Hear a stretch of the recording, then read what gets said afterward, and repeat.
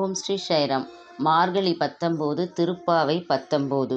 குத்து விளக்கெரிய கோட்டுக்கால் கட்டில்மேல் மெத்தென்ற பஞ்ச சயனத்தின் மேலேறி கொத்தலர் பூங்குழல் நப்பின்னை கொங்கைமேல் வைத்துக் கிடந்த மலர் மார்பா, வாய் திறவாய்.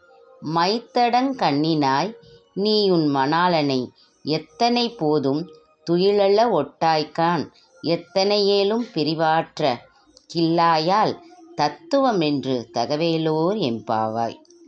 குத்துவிளக்கிரிய யானை தந்தத்தாலான கட்டில்மேல் விரிக்கப்பட்ட மிருதுவான பஞ்சு மெத்தையில் விரிந்த கொத்தாக பூசூடிய நப்பின்னையின் மார்பில் தலை வைத்து கண்மூடியிருக்கும் மலர்மாலை தரித்த கண்ணனே, நீ எங்களுடன் பேசுவாயாக.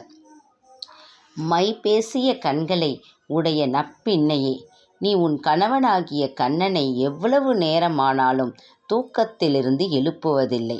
காரணம், கணநேரம் கூட அவனை பிரிந்திருக்கும் சக்தியை இழந்துவிட்டாய்.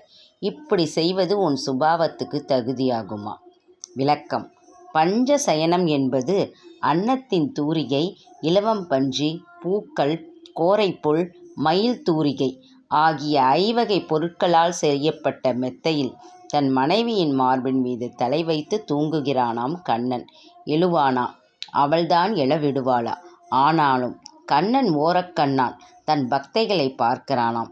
நீ எங்களுடன் பேசு என்ற பாவை பெண்கள் கோரிக்கை எழுப்ப அவன் ஓரக்கண்ணால் பார்த்து, நீங்களே அவளிடம் சொல்லுங்கள் என்று தன் மனைவியை நோக்கிசையாய் காட்டுகிறானாம்.